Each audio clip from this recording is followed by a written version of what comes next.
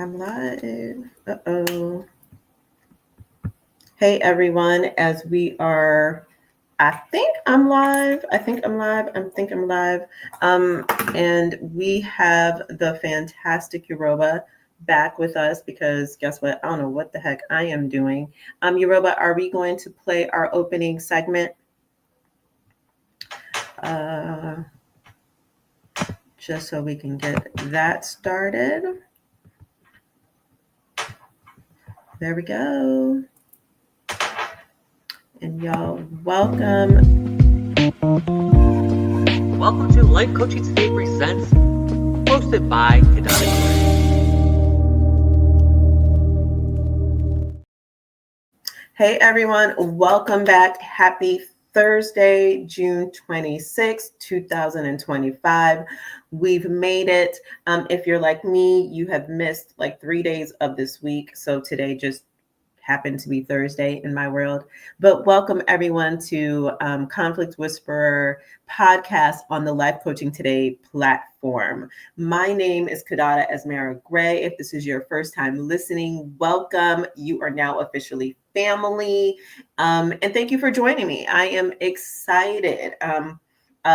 Hopefully you're keeping up with me because I am bouncing all over the place and stacking podcasts like no one's business right now. So today I'm excited after having a rough week.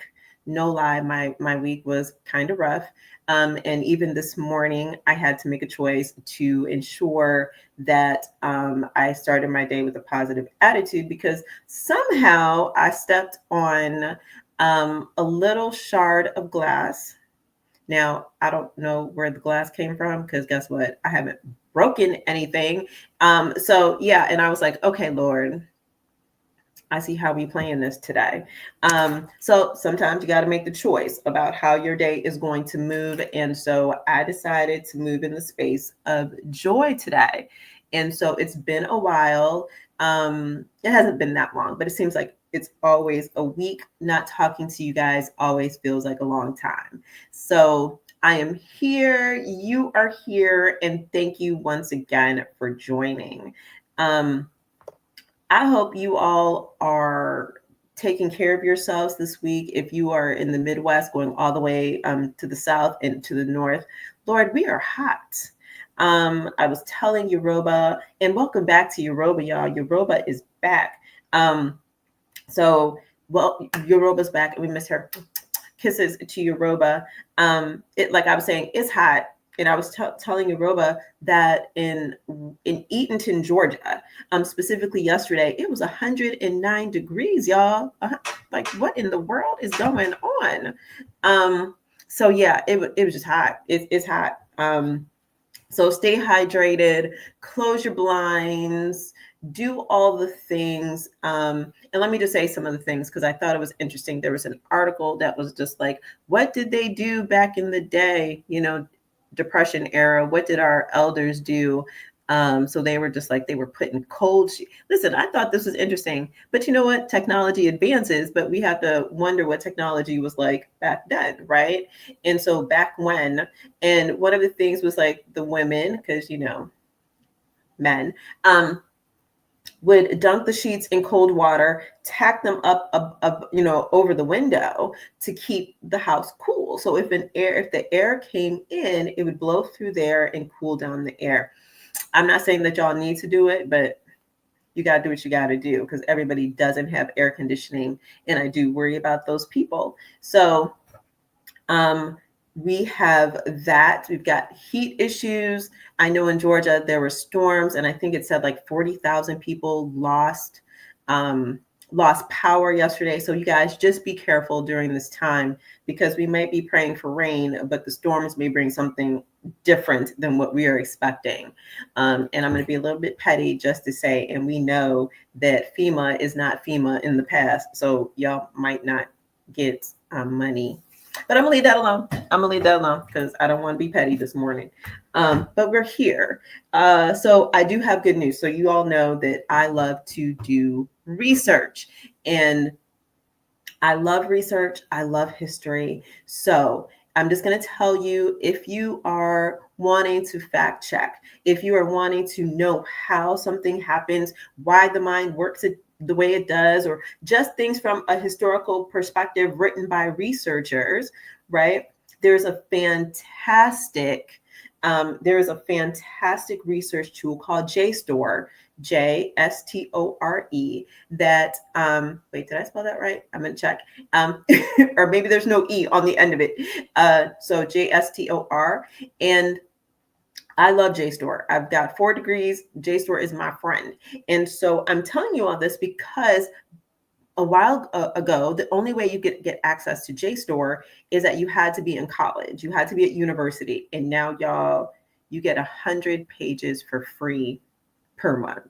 Let me tell you something. That was the gift that just kept on giving for me. So I just needed to share that with you all, because I need y'all to do research. When y'all are like, I don't understand stuff, like, go do some research, because people have studied it. People have taken on the opportunity, the time, gotten paid, cried over, written papers about the topic that you were wondering about.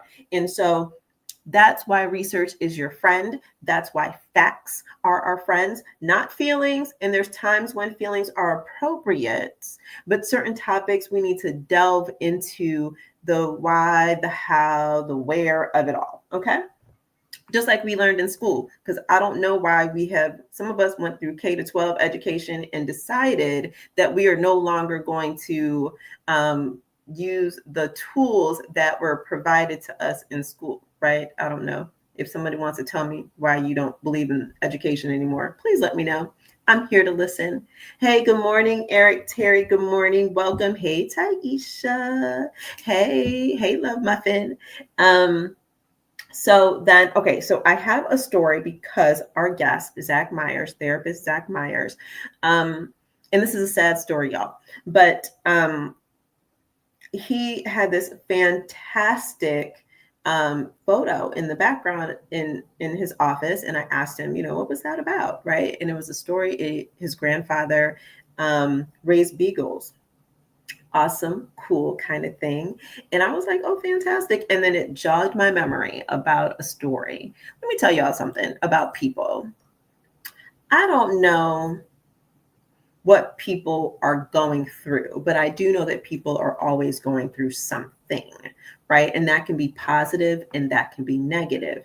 And I also know that weather creates agitation in people, because if you had seen me a couple days ago when my air conditioning went out in my car when it was already 100 degrees, I was agitated. So my personality wasn't perky. I can tell you that much. So people go through a lot of things, right? So I say that to say that this man was arrested the other day somewhere here, I believe in the United States, because it was RTSA, as he came from a different country. And you know how they have like the dogs that come and sniff your bags for drugs, but did you know that they have the dogs that actually sniff for food? I didn't really know that. I guess I just don't pay attention. I'm just like, the dog is there doing their thing, right? And I always thought it was primarily for drugs. Well, this dog, it was a beagle, was being walked through, and he came to attention. Whoop, like, okay, wait a minute. In this piece of luggage, there's some type of food. Well, the gentleman that had the luggage, he did speak to TSA, which is fine because that's what he's supposed to do. But in the midst of speaking to TSA, he decided he got upset and he kicked the beagle. And he kicked the beagle so hard, there's a picture of it, that it lifted the poor beagle out, like off the ground, which subsequently led him to being arrested. I'm sure he was tackled. And the poor beagle had to go to the hospital, y'all. And so we're going to keep the beagle in our prayers. And, the interesting thing is that beagle is a law enforcement officer. So more than likely, this gentleman's going to get some time. So I hate to end on that note, but I just want to say, listen, we have got to know how to monitor our own emotions, whether it's the weather's challenging us, whether all of these other stressors in life are on us, we have got to learn how to monitor our emotions. So therefore, when we are interacting with people, we do not project or act out. And that seems to be a skill, and you all know I like to talk about skills here, that people have lost because we have people literally acting out. It's just mind blowing because I don't know. I don't think jail is cute.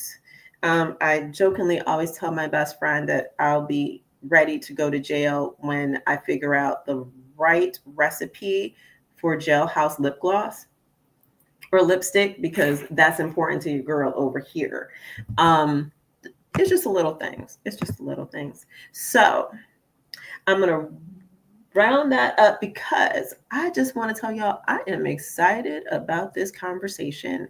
Did you all know that one of the top searches in the United States on Google is about the definition of masculinity and femininity?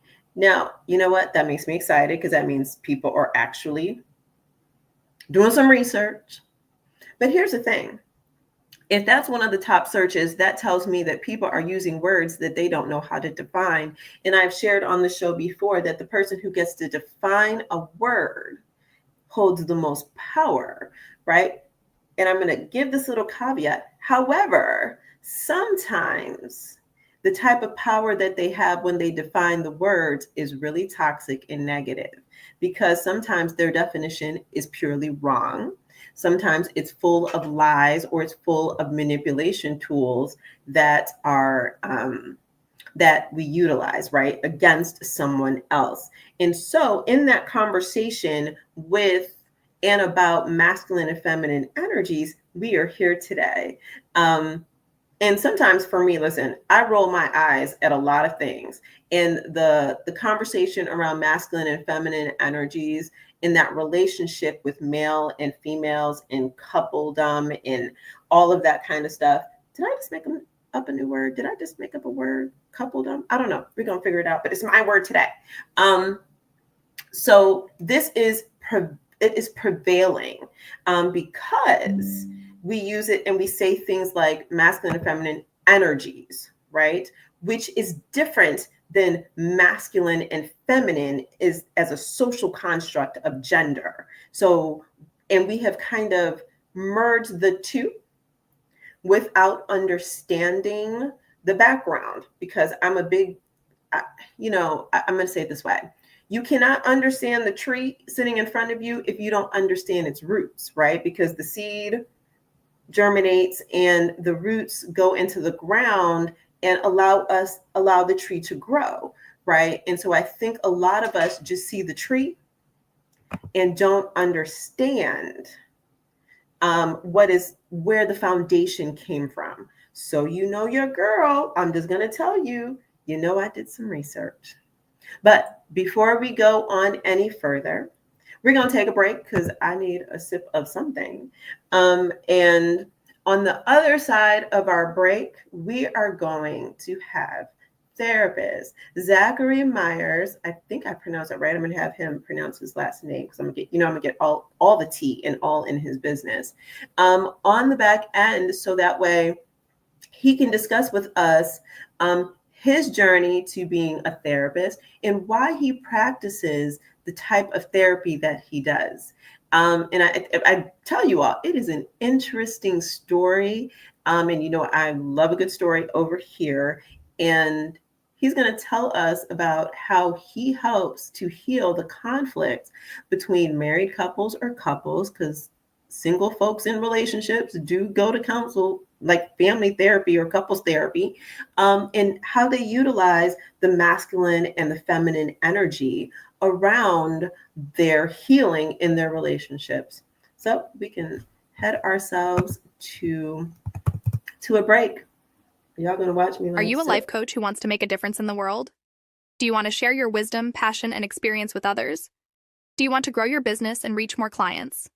If you answered yes to any of these questions, then you need life coaching today.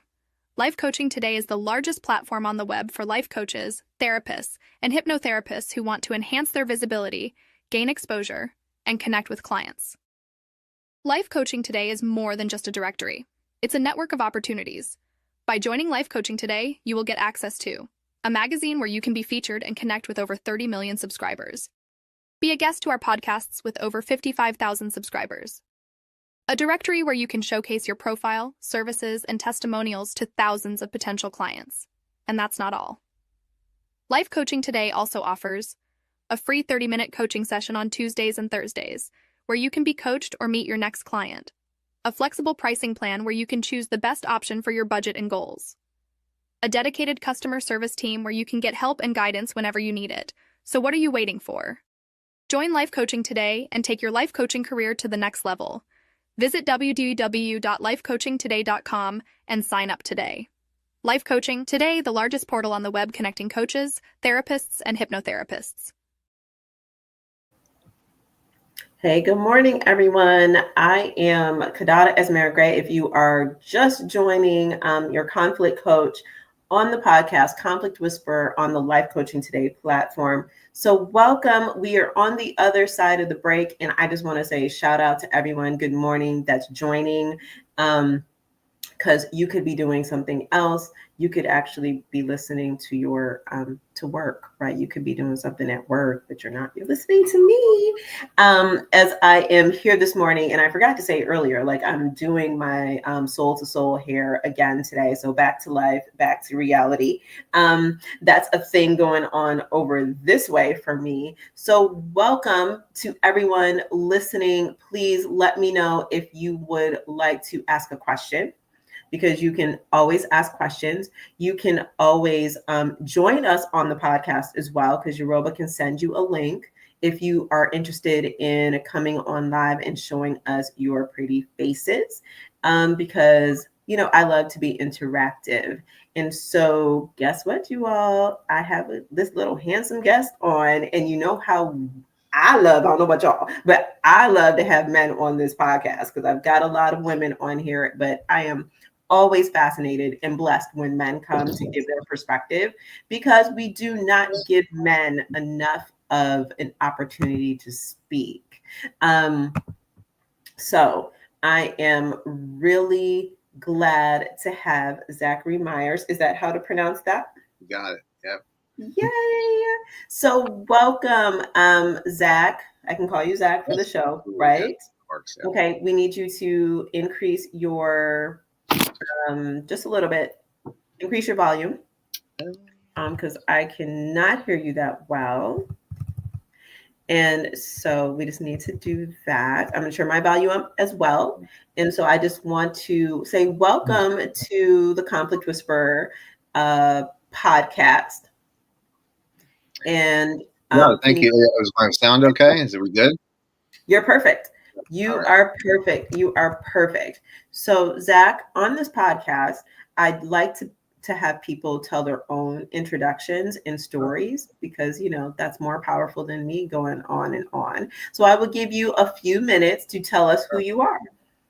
Well, first off, Kadada, thank you so much for this opportunity, and hello, family. Thank you for having me here.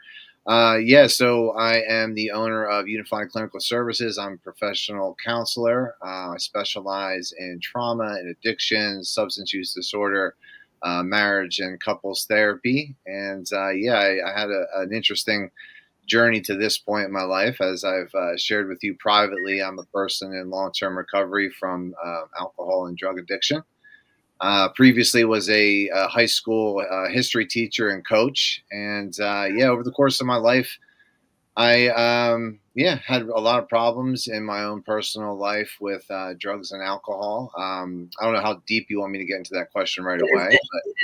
It is up to you. The platform is yours. So, I think, as a kid growing up in the 80s, I came from a great home. My family is amazing. I think a lot of my problems stem from just, being a kid, like a boy with, we lost some. You lost something. All right. I had a lot of issues, I think, early on in the 80s. They really didn't diagnose kids with ADHD, but I was like addicted to anything that was exciting. And Yeah. I chased that. I chased it a lot. And I think trying to fit in throughout high school and college was my biggest problem. And I found out pretty quickly, through drinking and drug use, I, I, I found what I thought was how I would fit in. And, Yeah. that had become extremely problematic in my later years when I was an educator. I wasn't living well. I was married previously. I had a nasty injury. I was a wrestling coach and I injured my neck really bad. I was Mm. prescribed opioid medication back during before all the protections were out there for patients. Overprescribed medicine. I got addicted to opioid painkillers, and that took me on a crazy ride. Unfortunately, I ended up becoming an IV drug user. And that was a horrible, horrible thing in my life. But it taught me a lot. It taught me a lot about who I was, in my recovery process. It got me in touch with the God of my understanding. And, I had to go to therapy for myself. I had to go to an inpatient clinic in Florida. And it was at that point I really got involved in my faith. When I came home, I always loved helping people. I was a teacher, I Yeah. was an educator, I was a social studies teacher, and I had some really good therapists in Florida. So I went online, and God's plans for me were to get my degree through Liberty University. I earned my master's degree in professional counseling. I started working in an inpatient facility for adolescents, and I loved it. I really got connected to the kids there, the young adults, and but I still struggled on and off with alcohol. I just celebrated 5 years, 5 years sober from Yeah. alcohol We on May. seem to be playing with the who's speaking and trying to get that dynamic. So don't worry about it. We can still hear you. And so I just celebrated 5 years sober from alcohol, and I run my own business now. I'm a therapist by trade. I work primarily through telehealth, and I see clients each and every day. I work in specific areas of trauma, substance use disorder, alcohol use disorder, and definitely, while we're here today, talk a little bit about marriage therapy. But through the grace of God, there's many times, I think back like I shouldn't be here, and Right. my addiction was really severe. So, I'm very blessed to do the work I do. It's really hard work. I'm fluent in the language of trauma. Mm. I'm well versed You can in say it. some of the Yeah. horrors that people can do to other human beings, especially within their families. So it is a very important role. I get to experience and relive horrible things with people, but then the benefit of that is I get to be a partner with them and walk them through the healing process. I get to help save families. I get to help, improve people's lives. It's such a blessing.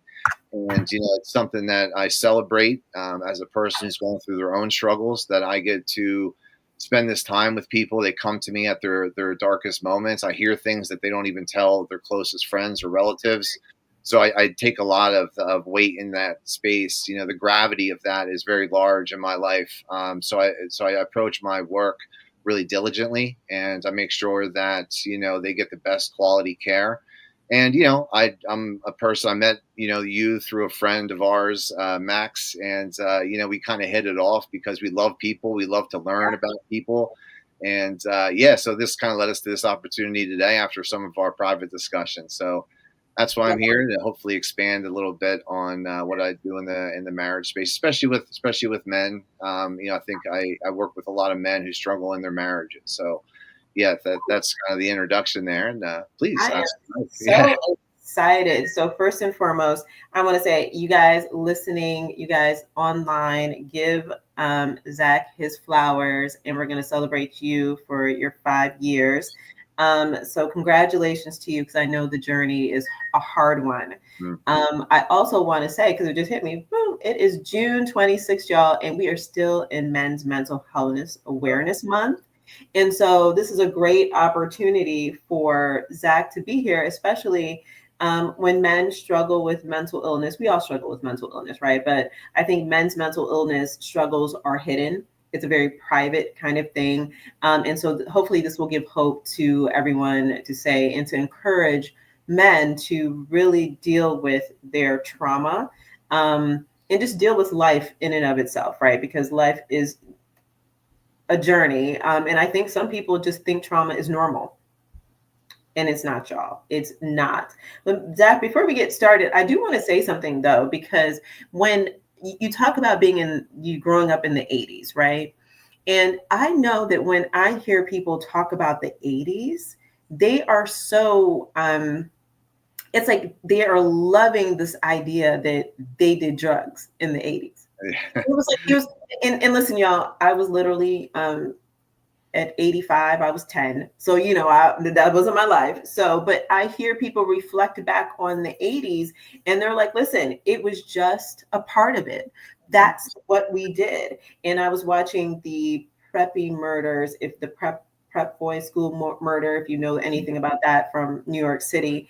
And that was prevalent. They were just like, this is what we did. It was normal to do drugs.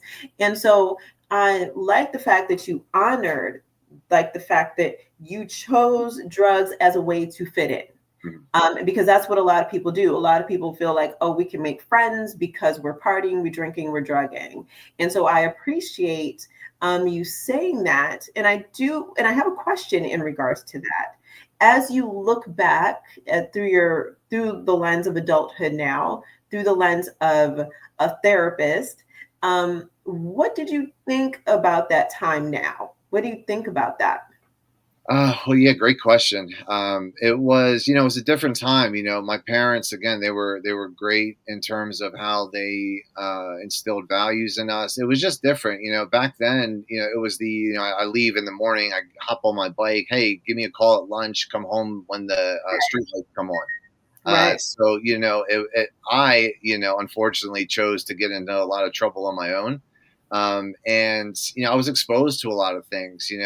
I couldn't. I'm a father now. I have two young boys. I couldn't imagine like letting them just kind of like go out into the into society and not like have an idea of where they are. Again, it's no criticism of my parents. It's just how it was back then. And I saw a lot of the people I kind of like idolized. The popular kids, the kids who had a lot of friends. I think I was so uncomfortable in my own skin. I struggled, with some bullying early on and wanting and I remember like praying to fit in and have friends. And I saw people and I kind of would observe people who were like the, fringe kind of people. They drank, they did drugs, they were a little wild. And that was attractive for some reason to me, for all the wrong reasons. But I kind of followed that. But because I played sports, throughout my life, and my parents were really firm and preparing myself and always kind of staying in. But when I got to college, that all changed. I had way too much freedom. I didn't know what to do with, but I still would like see the people at the parties like who were drinking and drugging and like getting a lot of attention, and that was like, to me that was the drug. And I love that feeling of coming to a party, being like the crazy guy. Like that to me was how I fit in. It was, how I kind of identified myself. But like there was always in the back of my mind, I was like, I wasn't raised this way. Like this isn't right. But I didn't know any other way. And when you're an uncomfortable person within yourself, you're not confident about just being yourself and being authentic in yourself. You strive to fit in any way you can. So that's what kind of like led me down this road. And like any person who struggles with addiction, it goes from being this very social thing to being a very like private thing. Because at that point, like when it became that for me, I was so far gone. I was dependent on narcotics and alcohol pretty much every day of my life for a very long time until, by God's grace, I got some really good care. My family really surrounded me. And, unfortunately, I was arrested. And, that was the opportunity for me to really take it seriously and get the help I needed. But even after that, like people usually don't get it the first time around. I didn't. I continued to drink in private. And, that led to like an intervention that my wife had to have after I was, a father to two young sons. I really invited a lot of chaos into my home. And I don't think my wife really truly realized, what I was doing, in my private time, especially during COVID. I was drinking to the point of physical dependency. And as somebody who is a therapist and is trained in alcohol and drug use, to wake up in the morning and to be shaking because you didn't have alcohol in your system is a terrifying reality to experience. Well, thank you for that. And I think you just opened up my eyes to a lot of things. I talk about identity a lot on the show because I think it's really important for people to understand who they are, and get those tools to be able to define who they are, because we do get caught up in some negative behaviors trying to fit in and trying to determine who we are in these spaces. And so I'm going to fast forward us because I promise you all we're going to do a part two, because I can hear it. I know it, what's coming. But I want to jump into your counseling because we talked about, we had a private conversation, as I do with a lot of other people before they join the show. And we were talking about the masculine and feminine energies, right? And you have conversations around this idea, right, inside of your therapy sessions with people.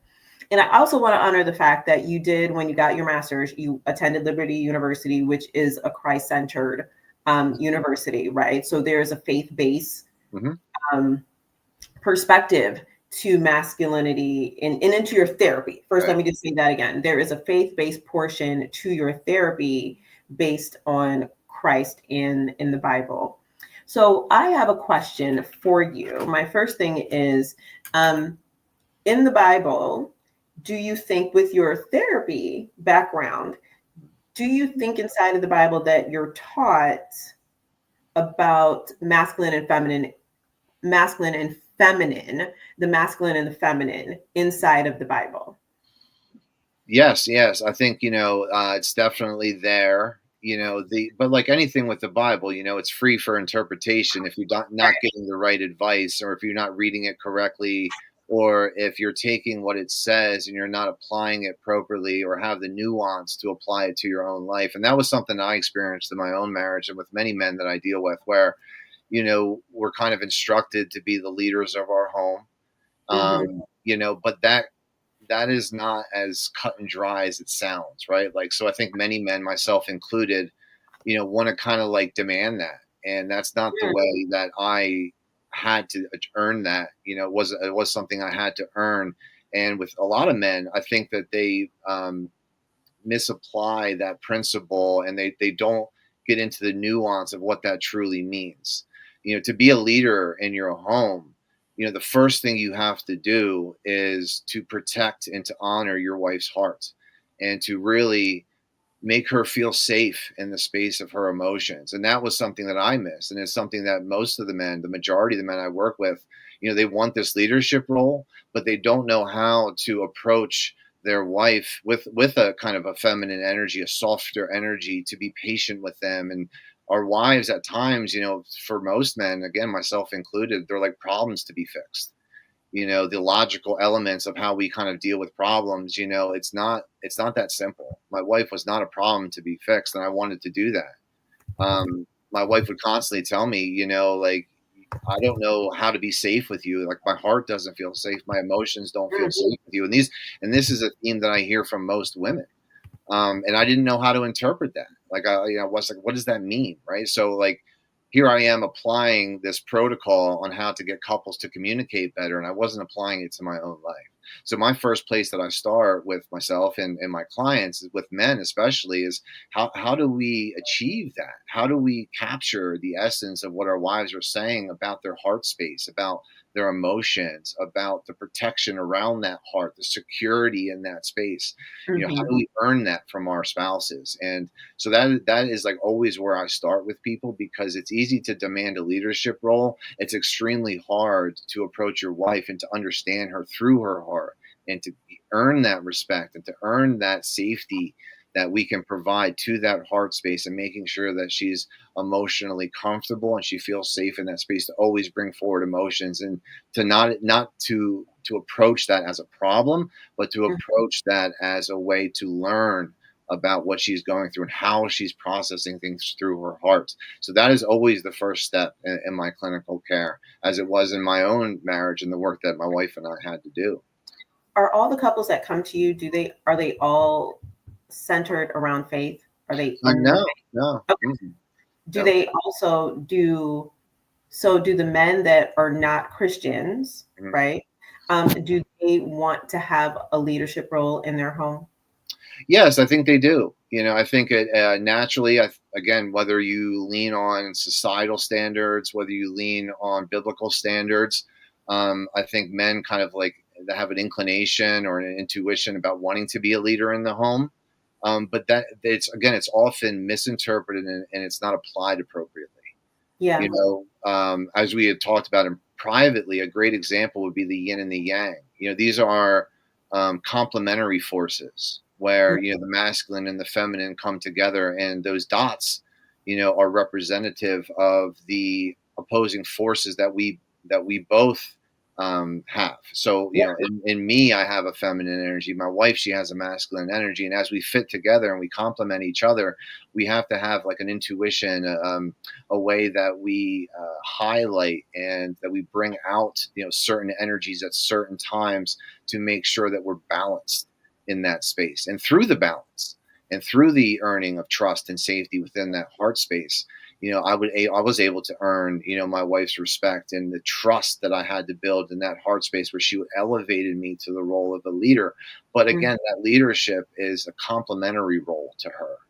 There's times where she has to lead, Yeah. so it's kind of Yeah. like this, and they say in the Bible, like this yoking, when I can't give my all, she has to step up. When she can't give her all, I have to step up. And in those roles, we have to have a balance between our feminine and masculine energy, because like with children or with each other, if we're approaching each other, like if she's in her masculine and I'm in her masculine, it's ripe for conflict.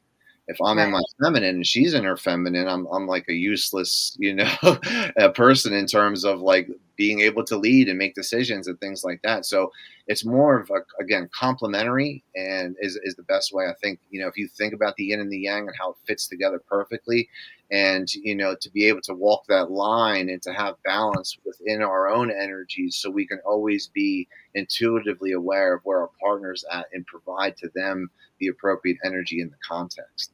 Well, thank you. I just want to say my mind is racing, and I always have the good book of my new book. It's a pink one that I was keeping my notes in now, and so I have so many thoughts, right? And so first, I'm going to say this.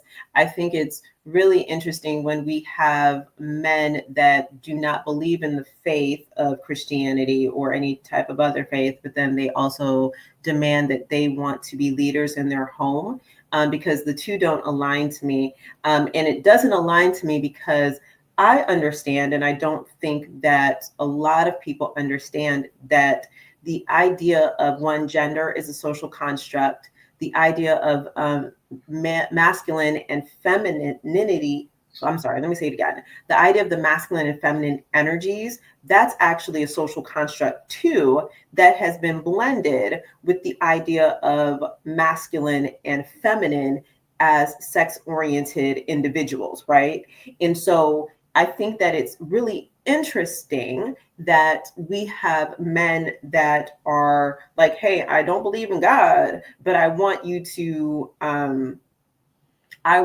woman, to lead. And so I just want to put some thoughts out there for the listeners, because I think it's interesting and very imperative to understand what it is that you're saying. So the first thing I want to say is that, like, you guys, when I talk about the social constructs, I mean literally there are societal members at some point in time that deemed what certain roles were. And you all know I love history, so I went all the way back to 1650, the 1600s, when to do some research. And I also went inside of the Bible too, right? Because I wanted to know, when did we really start having these conversations? And I'll stay in the world of 1600 and forward, because what is missed, and it's missed because we never do research. A lot of people do not believe in looking backwards to understand where we stand today. So the first thing is that it was always wealthy individuals, a king or wealthy society members, men, that define the roles of men and women. That's important to note, okay? And so if I'm a powerful man, I get to decide for other men, or men are going to look up to me to say that I should behave like him, right? And with wealth came a certain measure for women to have to be underneath a man, right? Because a woman couldn't have her own property. If she had to hold on to her property, she had to get married. You know, she didn't have a say who was going to marry her or who she was going to marry, all of these kind of things. So I think it's important to note that the roles of the masculine and feminine are constructed, right? And so just to give examples of masculine attributes, right? We have things like they were told they need to be the provider of the family. They're told that they need to be hard workers, that they need to be a good leader, that they need to be problem solvers, right? Those were the attributes that were lent onto men and got layered on, right? As an identity, when a little boy is trying to determine who he is, we're layering on these attributes. Now, here's the interesting thing with these attributes, right? That we seem to be like under the social construct that the idea of a problem solver, that label could not be given to a woman. She had to be soft. She had to be all of these things that were the exact opposite. And so now we have the opportunity to look inside of, this is 1600s and forward, right? And a lot of times the peak of, like, when I say in my own understanding of history, is the peak of like male and feminine energies really came in the Victorian era in England, which trickled down even into the United States. Where men had their roles, men tipped their hats to women. If, you know, a woman couldn't be left alone with a man. See, now we're starting to add in all different types of attributes and societal norms, things that became norms to lend itself for women and men on how to behave. Ladies, just think about how agitated you get, because I get agitated when I'm at a door and a man doesn't open the door for me. I get a little agitated. That's a societal norm. That doesn't mean he has to do it. that does not mean that. That's a societal norm that was created. And I just want to, so I thank you for saying that men and women both have masculine and feminine, right? I think that that would be shocking to some of the red pillars out here, because they would be like, no, I am not feminine. But here's the thing, from a faith perspective, that makes sense. And to me, it makes sense because I know that God created men and women in their own, in his own image.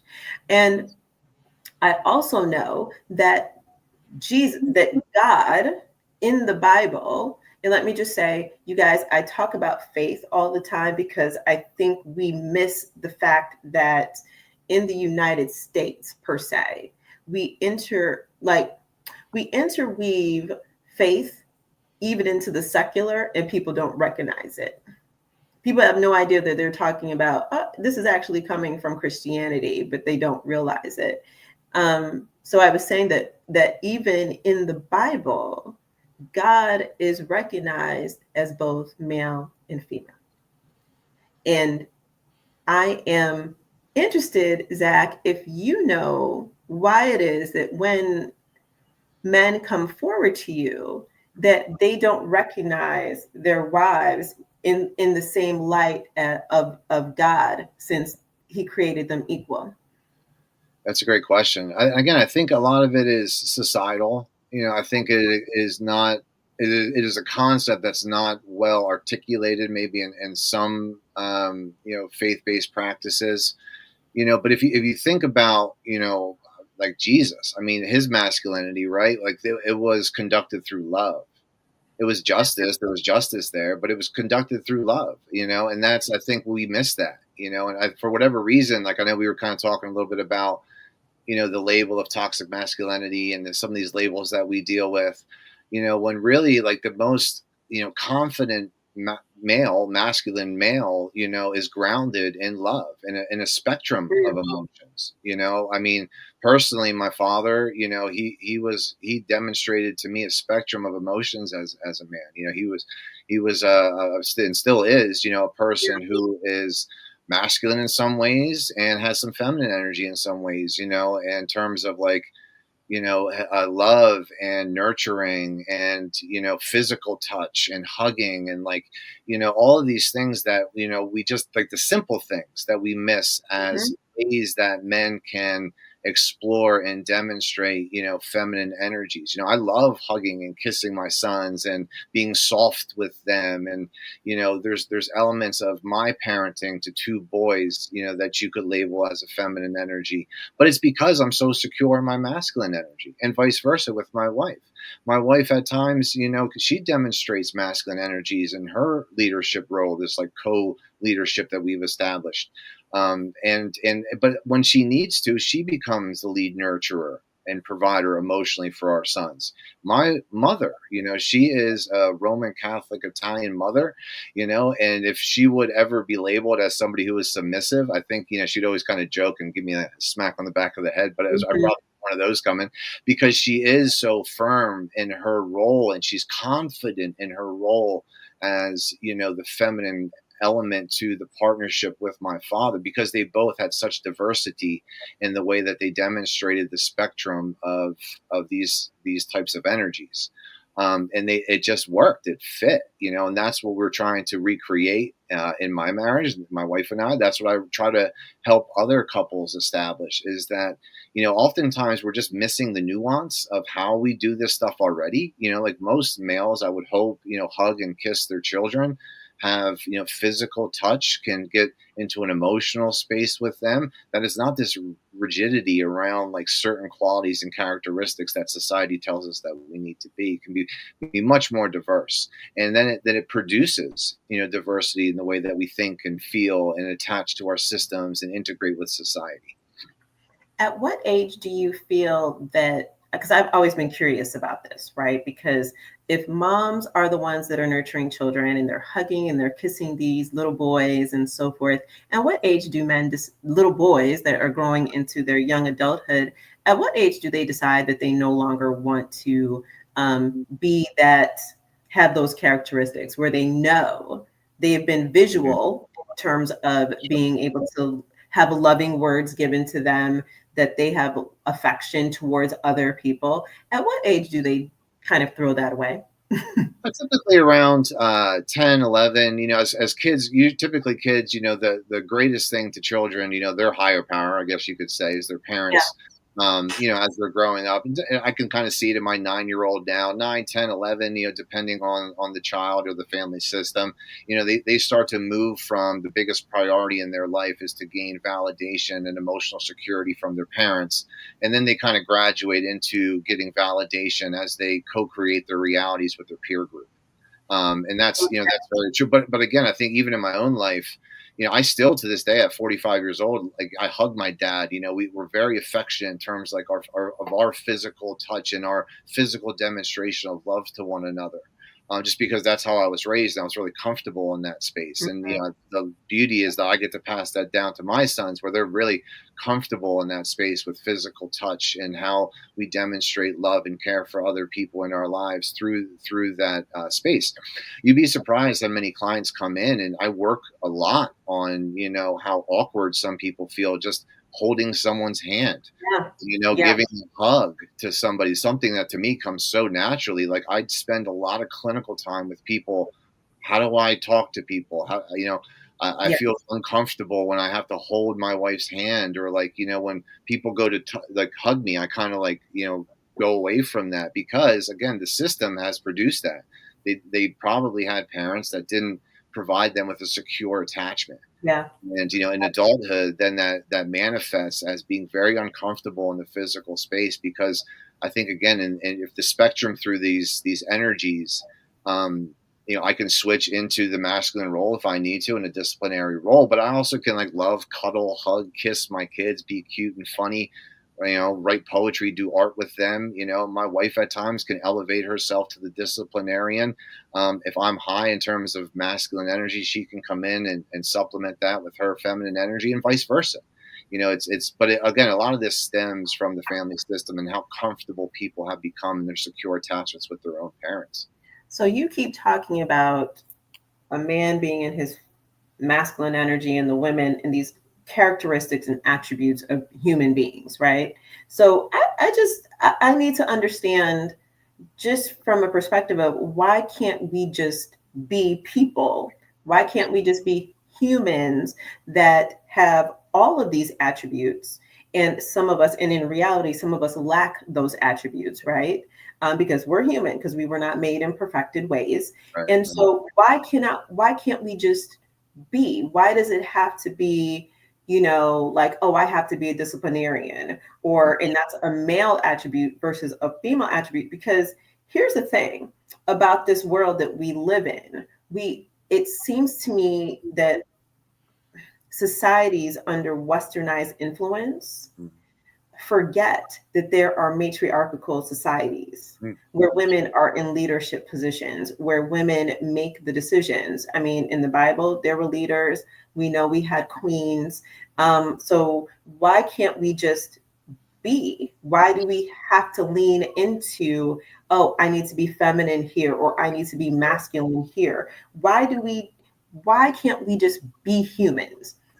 That's a great question. I think like you brought up a great point, like I think the conditioning sometimes of, opening a door for my wife, or, buying her flowers, some of like the cliched versions of like masculinity and romance and things like that. And I guess they just exist. But I think, again, it's important that, we have communication with our partners, and, that we need to find our own rhythm, because I fully agree with what you're saying. Like, it's not solely mine, that energy, and it's not solely her energy. We have to supplement each other through communication, intuition, and planning. Because again, what I'm hearing you say is like, why do we label such things in such ways instead of just looking at it as a very like nuanced, spectrum, diverse way to exist without the labels? And I don't necessarily know if I have an answer, but I do know that there is like an intuition to that. Like my wife loves to be romanced, but my wife is also, becomes a disciplinarian. My mom, like even to this day, like I kind of joke, my mom enacted, corrective elements to her disciplinarian approach, that I would react more to her, and almost like, not be fearful, but I wouldn't want to disappoint my mom. My dad was a real low energy, it still is, the real low energy kind of guy. So like, again, a lot of times it's a subjective thing. It's cultural. If you've ever been around Italian American women, like they have a force about them, Right. and force was something that would always motivate me to do better and to make sure I was making good decisions. My dad was a little bit, lower energy, in terms of he would like seek to understand with me, really try to get into like the why would you make that decision? Yeah. Right? Like, he would explore with me. My mom was like, this is the way it is. Right. So, but again, personality, right? Right. That was her Right. personality, right? But again, I do think we have to be very careful with the labels. And I hear you saying that. And that's what I do, like in my work, where it's like, we don't have to label this stuff. I want people to develop a system that works for them, that captures a wide array of energy and the displays of that energy, and when to supplement your partner's energy through a system that works. But that all is rooted in very hard conversation. But it just seems to me, like in my work, like especially with men, they struggle in that soft space with their wife's hearts. When I get men to approach women through that way, it seems to work. I can get into some of the breakdown in the literature about personality, like the big five personality, and just how like the data spans in that area, without any like, subjective or professional input there. But women are in just by natural design, are really good in the space of interpersonal threat detection. Women usually have an intuition about something going on before the person maybe even knows it. My wife is into it, like really, she's like, so you're off. Like well, what do you mean? Like, I'm so in my like, I'm like, I'm fine. And she's like, no, you're off. Like she can into it that. And, I think that just comes naturally, I think that these are all by design, but again, we have to be so careful, because that's why people come to therapy. Like you get labeled this, I get labeled that. And we're trying to do this thing that lacks nuance, and it lacks, our own version of it, and how we just fit each other's personalities outside of faith, right? Like we're just Yeah, unique, yeah. unique Can I people. just say, my mind is literally kind of stuck. And I'm going to tell you why. Because, and this is, we always want to say we don't judge, and I'm kind of judging a little bit. I'm not going to lie. But I'm a little horrified. And this is for all my chicas out here. I need a therapy moment, Zach. I need a therapy moment for you to tell me. And let me pause and just say, it is 9:59. It is 10 o'clock. Can you give me 15 more minutes? Oh yeah, absolutely. Yeah. 15 or 20 more minutes, please. Yes. So I need a therapy moment because I am horrified at the idea that I would marry a man that felt uncomfortable holding my hand. Right. How does that happen? I think, again, a lot of it, I work in trauma. Yeah. It's appalling to me, and it's horrifying to me as a parent, right? Just as a human, how parents can abuse children. It's something that I deal with every day.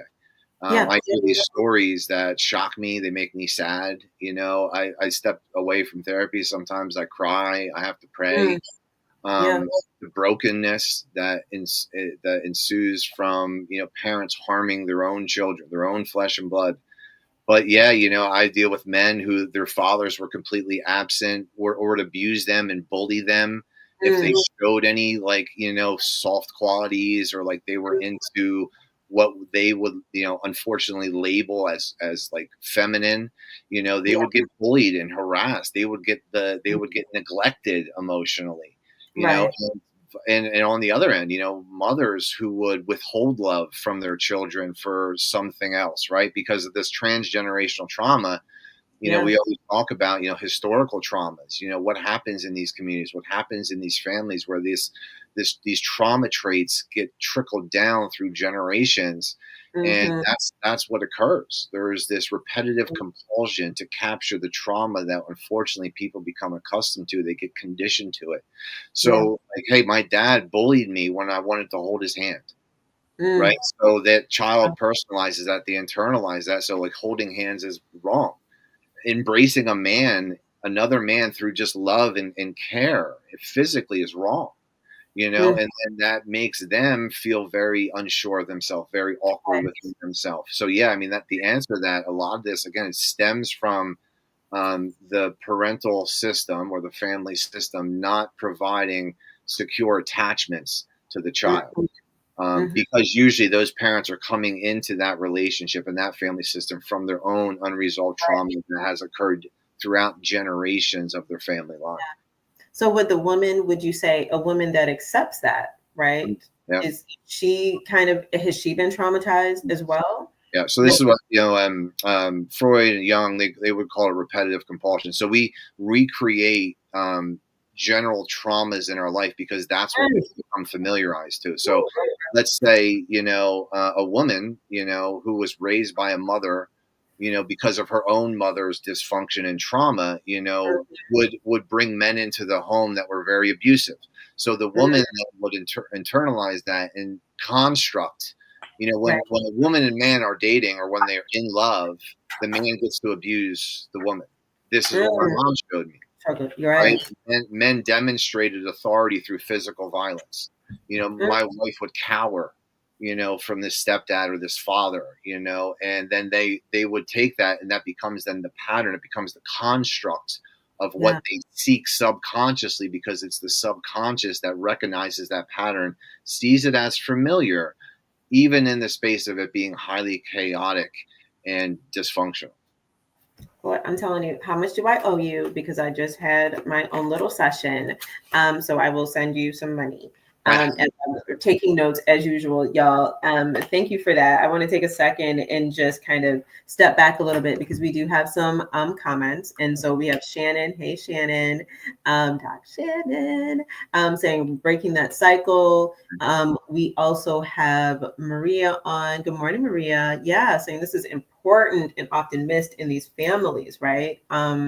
It's interesting because my kids are young adults. They're in their adulthood. I still hold their hands, right? And I encourage their father to be affectionate with them, because parenting never ends. Mm. It just never, and love and affection shouldn't end, right? Because if I love you, I should be affectionate toward you. And then Big Brother Luther, all the way in Thailand, says he's going all the way back. About when I said I started in 1650, and I want to be clear, I didn't go all the way back, and so he's saying that a man desires to lead predates the Bible early on, and so we're talking about caveman stuff, and so I think listen.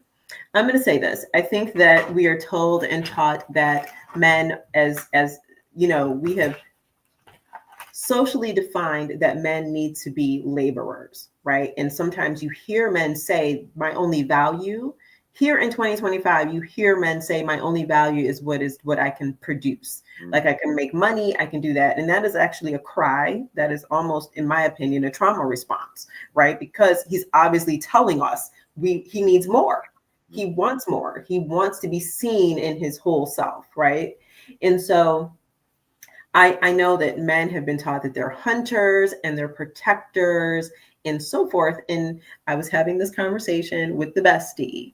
And Zach, I want to know, because today's conversations, I swear in the last 10 years or so, I've seen these conflicts between men and women. I mean, we are literally going at each other. And then we have these podcasts where men, they literally hate women. Okay, can we just talk about that? They hate women. I don't know what the hell they're doing.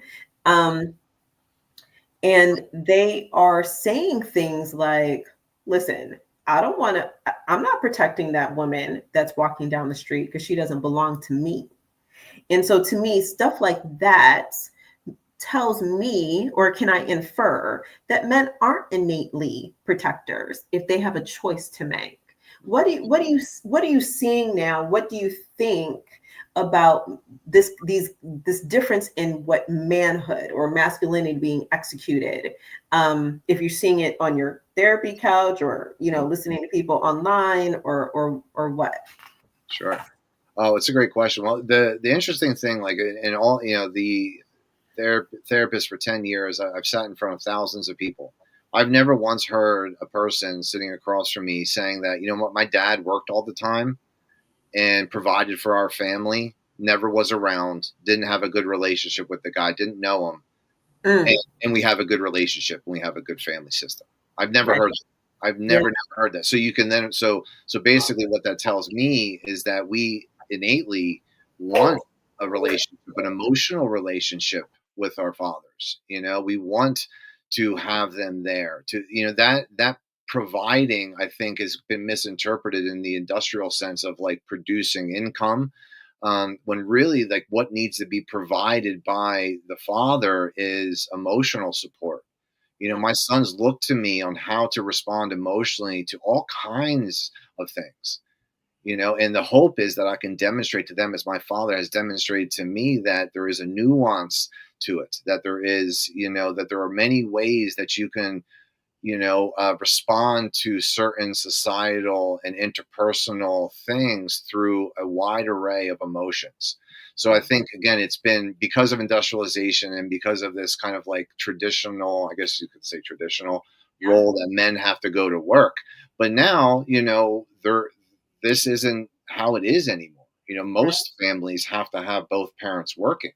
So the hope is that, again, they can supplement each other in that space where even if the wife is working more, the father is there to provide the nurturing, the femininity, and can still be in that space of their own family unit, the more, I guess, masculine force in the home. But again, each parent should be working to offset and to balance and to yoke to their partner to always be in a position of complementing each other in those spaces. But so, the answer there is, I do feel that this is kind of a vestige of, society and culture through the Industrial Revolution, that's landed us in this modern world where both parents are usually working anyway. So we really have to kind of redefine and work through dynamic shifts and paradigm shifts that to train parents that they're going to have to be both. They're going to have to possess feminine and masculine energies within within each parent. That is Yeah. the balancing act that I strive for as a therapist. It's interesting, and thank you. I love you because you know history too, and it's interesting when we align history with what society is going through in terms of with couples, right? I want to say that we have forgotten people. We romanticize this notion of the stay-at-home mom. Mm, I just want to say that because every woman did not stay at home. mm, Women had to work throughout history. There was always a social class, an economic class of women that had to work. And she still had to care for mm. the homestead, right? She still had to care for that. And so I just wonder now, because we have these conversations now that are coming up about, oh, I want to be a trad wife.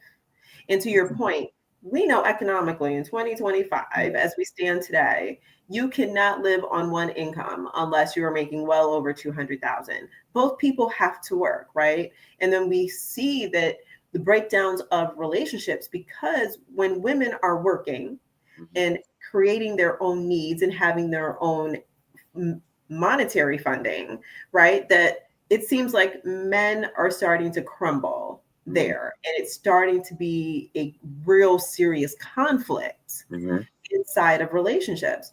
How are you seeing that? How do you address that? Yeah, that's a great point. So I think, again, like most men, for again their societal absorption of that like leadership role, or how they idealize that, or the concept or the construct of that. Again, I think it's something now that, if the wife is working, providing financial support, even maybe more financial support than Yeah, the male. yeah, Again, I think the construct lacks a modern day change, where, again, so this is where I step in. Because just because your wife has income, and maybe has income over yours, it doesn't mean that you're like less of a husband or less of a right, father. right. Basically, it comes out to like what my wife and I have. Like we're co-leaders. Mm-hmm. We're co-leaders. There's times when I need her to step up. There's times when she needs me to step up. But what happens is, married couples, because of the draw on the person to be out of the home so much, it lacks a communicative framework. It lacks an ability to work through what this means, and how it's applied and how it manifests within the family unit.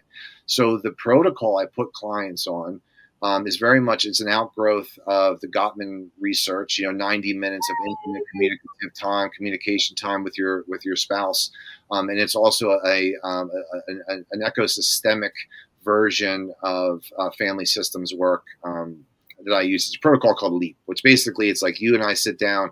The partner sits down with the other partner. We have to listen reflectively. We have to empathize with each other. We have to affirm and validate, and then we have to partner with each other. Yeah. And each person gets a set amount of time with the partner. The other partner can only listen. They can't Mhm. report. There's no rebuttal. You cannot argue. You just have to open your ears and shut your mouth for 30 minutes. And then I can ask for clarification or example. And then you just flip it around. And what I learned in that process with my wife, and like the reports I hear back from my clients, is like, I like finally learned about my spouse. For the first time, I understand them. I understand what's in their heart. I understand what they think about, what they process, what they internalize. And you become best friends, and that's what's missing from a lot of marriages these days. There's no friendship. Mm. You wouldn't do to your spouse, what you would do if they were just a friend. Right. And that's what I Ooh. see. That's what I see married couples doing, is they treat each other outside of just the lens of friendship. Wow. Being in touch with your spouse as a best friend, and having just like, time to talk, as a time set aside, trying to capture that 90 minutes of intimate communication that seems to be the glue of long lasting marriages. That's what's not being done, because again, there's such a draw on the married couple to be out of the home and working now, that they don't ever set aside time to really get to know, understand, and feel what their partner's feeling through that empathy that we try to develop.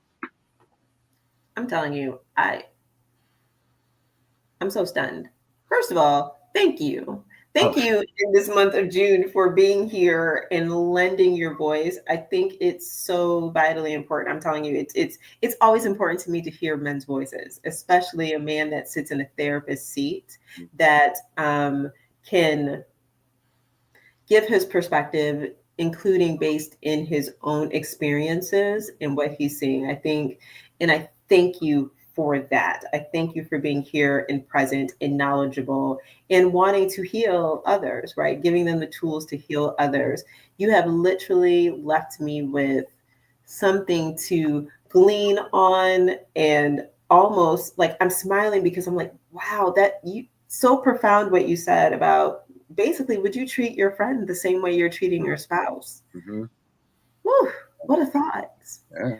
What a thought. And Mm-hmm. I'm not, and y'all know, I just, because I'm like, I think about domestic violence because I work with domestic violence. And I'm like, I don't think any of those men would randomly go hit Right. their friends. Like that. Right. Yeah. Right? Like that is just interesting. What an interesting concept that if we all started there, I mean, that to me supersedes the whole concept of just be kind, right? I think that's like because that is so deep. So Right. you have blown my mind this morning, Zach Myers. And so I just want to give, so it's 10:15. Sure. And so I want to give you the floor to give any closing words, Sure. share what you want to share with the listening audience. Sure. Well, I appreciate the feedback, but again, it's only through the grace and glory of God I'm able to do this work. My faith is, number one, and then it's my partnership with my wife. Um, Through my own trials and tribulations, I've learned very, very hard lessons what it means to be a man. I've had a great example in my own father. He still provides that to this day. And I've been blessed in that space to learn through mistakes and through guidance, and to have, even my grandparents, my grandfathers were great men. But it's my hope that this work that's so God inspired is that we stop with this demand just to be a leader and not have any capabilities even to earn and gain the trust of our wife's heart, and vice versa. My Yeah. wife got to learn what's in my heart. It's through the heart space that a man and a woman, or your partner, your spouse, we connect. That heart space is so important. Some even theorize that our heart rhythms, are the connecting elements to our consciousness from one person to another. We have to build that. We have to build that synchronicity, like that connection to the spouse through the heart first. And then when we trust each other in that space, we will work equally to yoke to one another and to supplement and to complement each other and to push up the partner at appropriate times into leadership positions. Because my wife, my mother, they were in positions where they had to lead at times. Men go through all kinds of struggles mental health wise. I was out of the house for 30 days when I had to go to therapy. My wife had to lead, right? So we have to be more nuanced. We have to be more diverse, especially as men, how we earn the right to lead in certain ways in our home. And that has to start with earning the trust of our wife or our partner's heart space first, the emotional space. I would hear that constantly. I don't even trust you with my emotions, Zach. How are you supposed to lead me? I can't trust you with my heart. I can't trust you with my emotions. So I don't trust you as a leader as you want to define it. So then I had to do that work, and then I can walk men through this framework, this protocol, to earn that respect, to earn that trust in the space of their wife's heart and emotion. And it's at that time that both partners can reveal and can learn about the other partner, that they can then rise each other to the rank of co-leader and leader when appropriate, in terms of having to offset anything else that the partner may be going through. But it takes a humble person. It takes a person who can connect to opposite and alternative energies within themselves, and that does take a lot of work. It does not come easily. But people who do put in the work and that follow that 90-minute protocol per week seem to come out the other end with improvements in the dynamics within their marriage. They feel unified. They feel they can lean on their partner. They can trust their partner. And then that will ultimately improve the health of the family system. The kids notice it. I've had parents like, I don't get along with my partner, my spouse. We're gonna stay together until the kids turn 18. It's like a self-imposed prison sentence. Right. Let's not do that. Let's not do that. And then what you're teaching them is this construct that you're building into them is that love equals two people not talking to each other, never touching each other, not flirting or playing with each other. They're distant, they sleep in. So you're teaching all the wrong things by thinking that you're going to harm them by separating or not working on them. That's right. Oh my goodness. Thank you so very much. Listen, open up your calendar because we need a part 2. Because I have some more questions. I have questions in my book that I was like, wait a minute, I didn't even get to ask. And just listening to you just discuss this, and it's so interesting. I was a child that prayed for my parents to divorce because I felt that they would be happier apart. Can you imagine that as a young person, right? And so that is just so interesting because I hate to hear when people are like, yeah, I'm just going to stay with the children until they're 18. And I'm like, but you're harming the children. Like what? You're harming the children and you're harming yourself, right? So Zach Myers, thank you. You all say thank you to Zach for being here and sharing his story, sharing his thoughts. And I'm going to have him back. He's going to be told again, I need you to go and look at some dates on the calendar in the month of July, because I think you are going to be an intrinsic part to this show. I do have a question. Are you going to write a book? Because God just told me we need a book. We need a book. Where's the book? Maybe we can co-author something together. That'd be pretty cool. I'm here for it. You all, Zach Myers, with Unified Clinical Services, we'll make sure everyone knows how to reach you. And then I just want to say this, you guys, I give you everyone on my page. I know y'all love me, but I need you all to go to not the Conflict Whisperer page. I need you to do a Conflict Whisperer page on Facebook. Like my page. I need to grow that page. You know how this world works in social media. And I want to say also, today is an interesting conversation because it lends itself to the conversation I'm having tomorrow at 4 p.m. with Lisa Burns.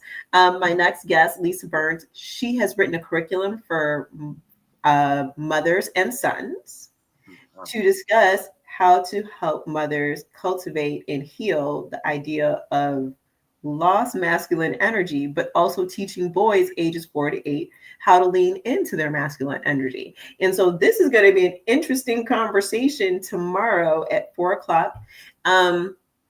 Because like I said, people are wondering, what does this mean?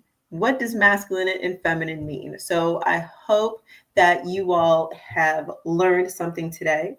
I hope you have enjoyed this conversation. I hope that you hydrate yourself well. Make sure that air conditioning is working, the fans are going, because we do not need heat stroke. It's not a good feeling. And you know what? I hope that you take a moment and just look at your family. Look at the people closest to you and love on them and figure out, like, what am I not doing for them? So with that being said, I am signing off. Thank you all for being here on the Conflict Whisperer podcast on the Life Coaching Today platform. I'm Kidada Esmeralda Gray, your conflict coach. You know how to reach me because guess what? There's not many Kidadas in the world. You guys have an awesome day. It's an honor. Thank you for watching Life Coaching Today Presents, hosted by Kidada Gray and produced by Aruba Saad. Our mission at Life Coaching Today is to empower your health, business, community, and life. Check us out at lifecoachingtoday.com. Everyone here at the True Awesome Network would like to remind you to like, comment, subscribe, and spread awesome.